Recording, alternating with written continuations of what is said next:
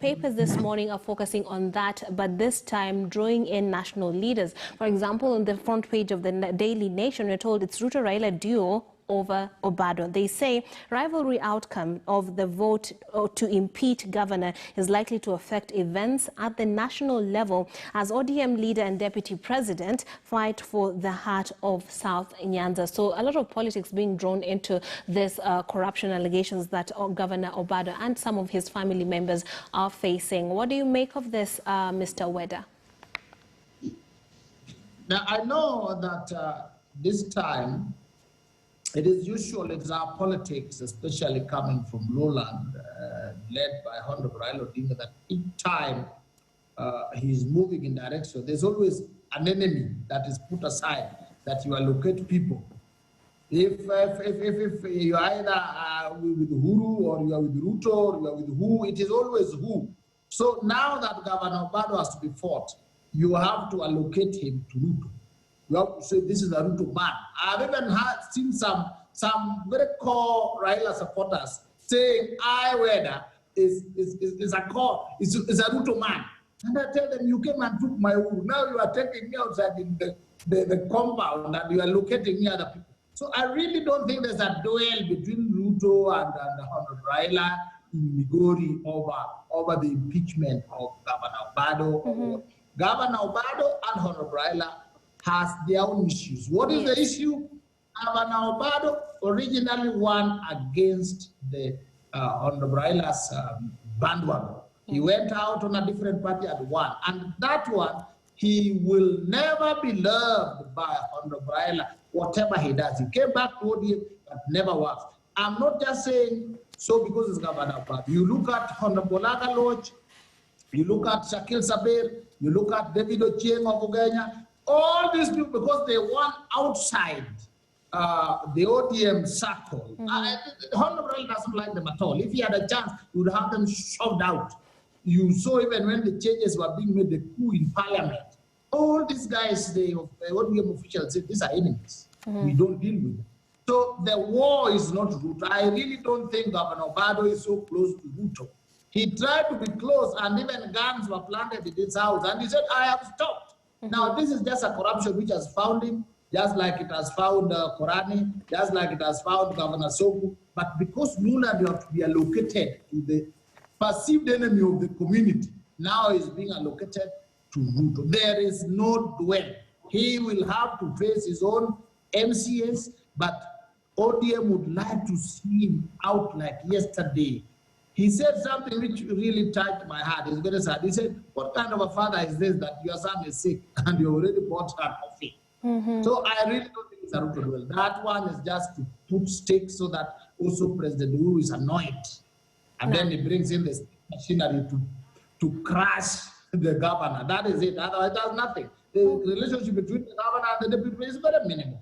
Okay, Honorable Mutambo, do you agree that the national politics has nothing to do with what is happening in South Nyanza?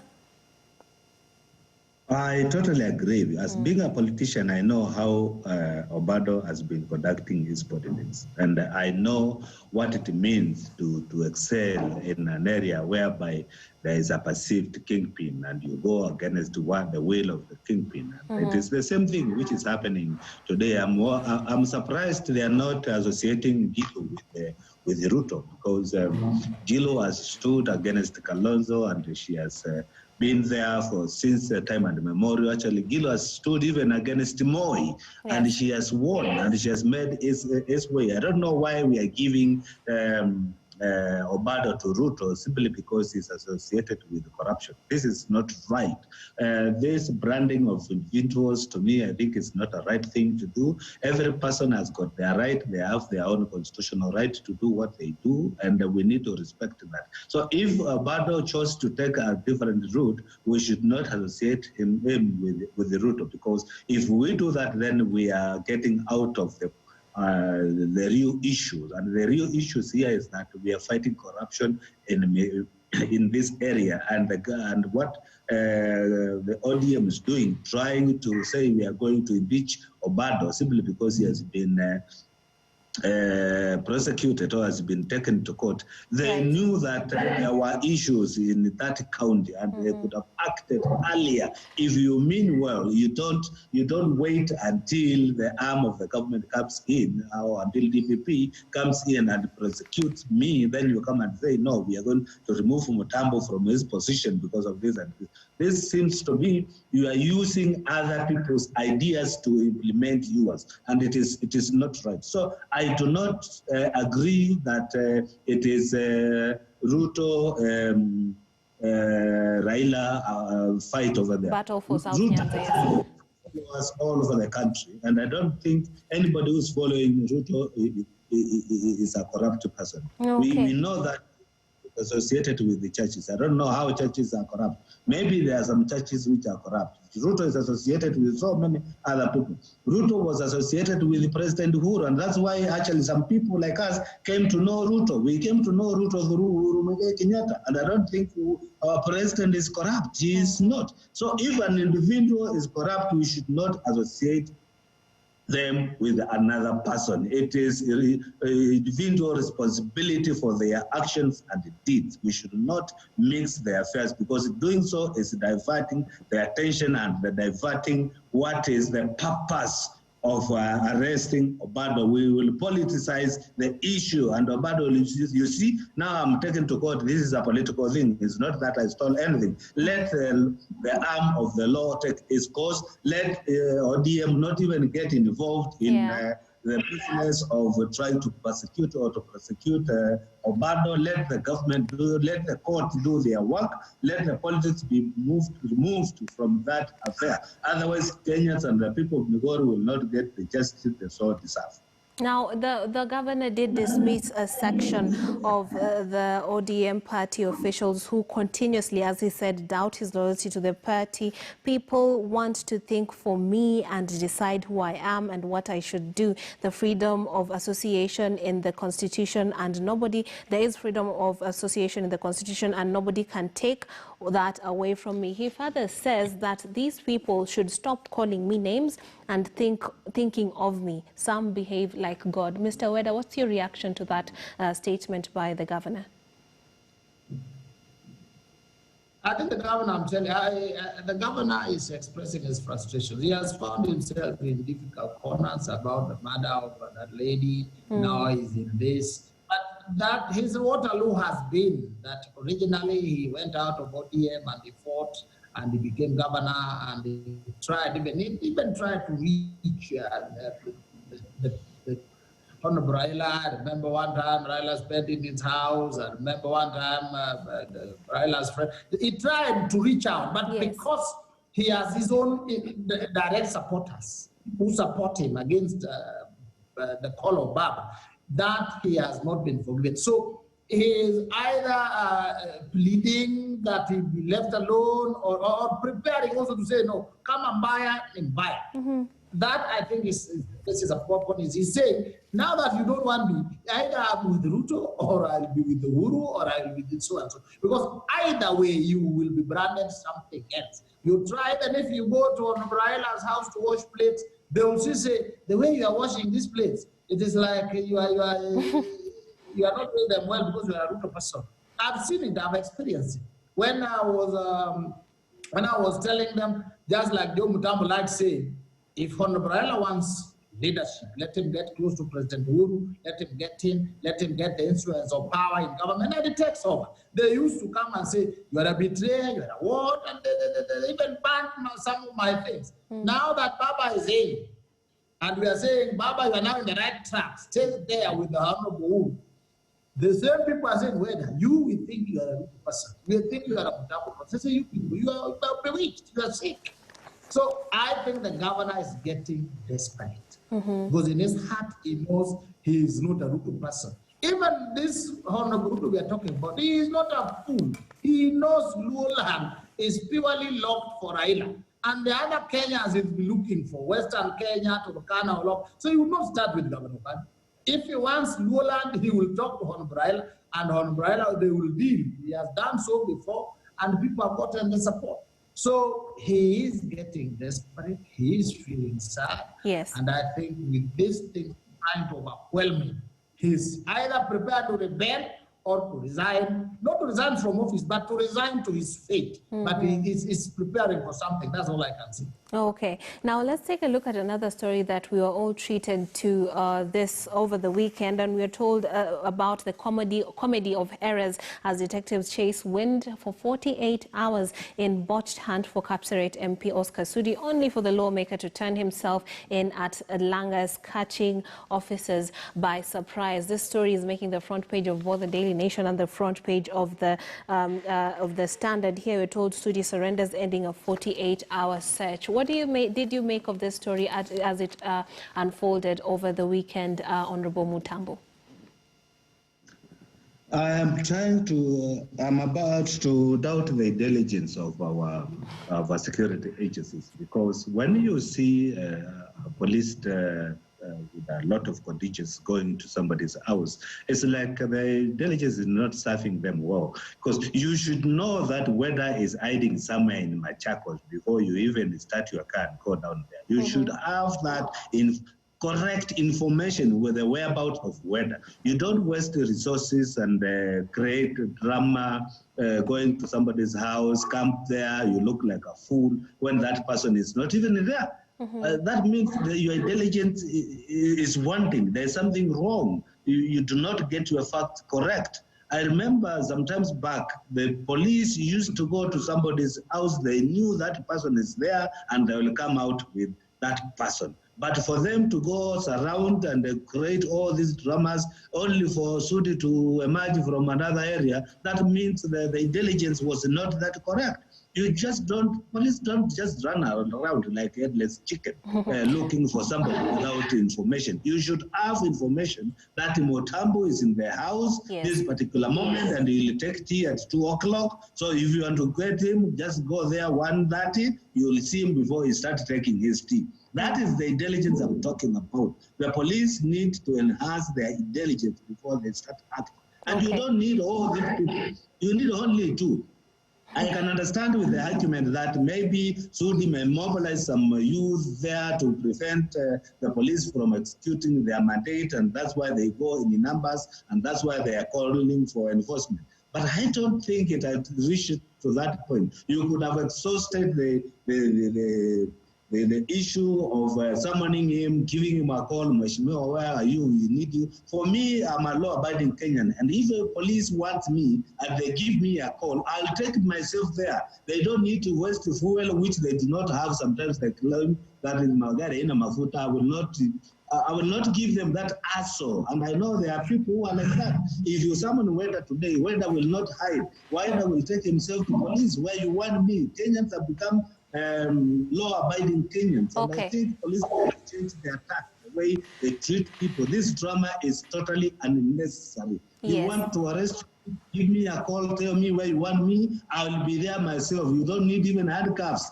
because that's the end of me. You will not going to kill me. You just want me to I will come. So I want police to start treating, and that's why we changed from police to police service. From police force to police service. Yes, Mr. Weda, your take on this one as well.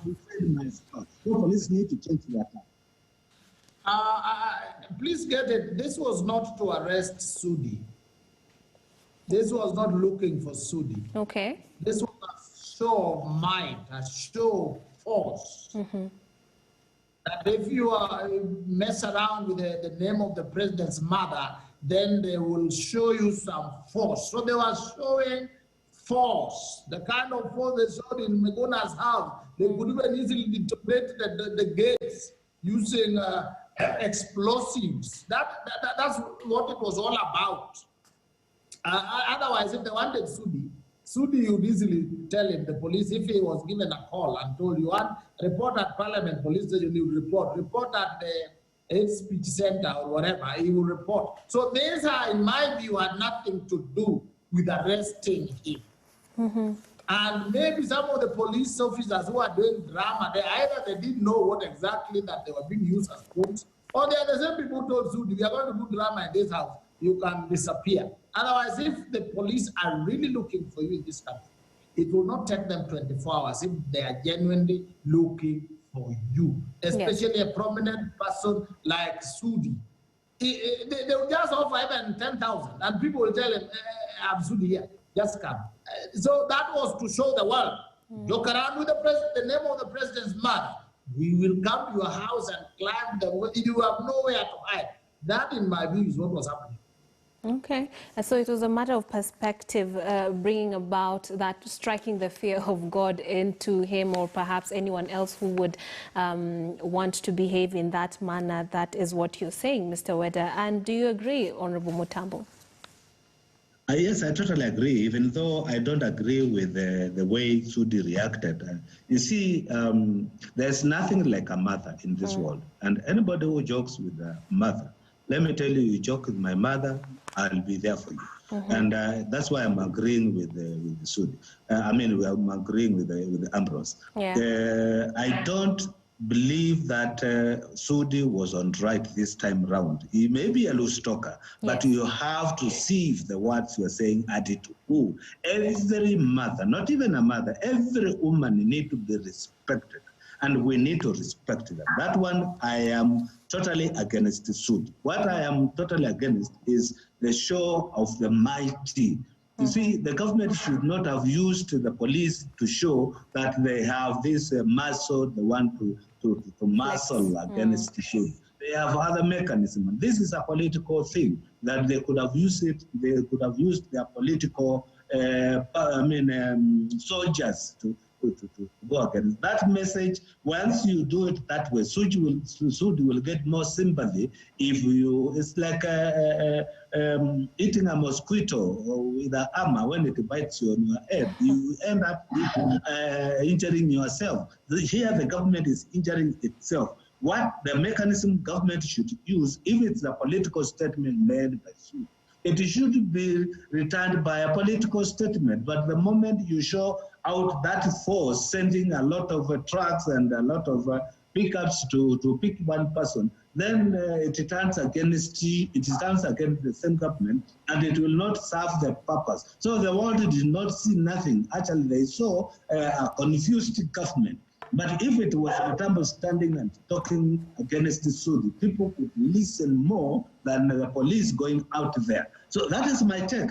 I think they mishandled the whole thing. I totally disagree with Sudi. Sudi did a very bad thing. You should not evoke the names of mothers, people in your grievances. It doesn't matter how you are feeling. I don't know when there's mother. I should not even mention her anywhere. I can only mention when I want some blessings from her, but not in politics.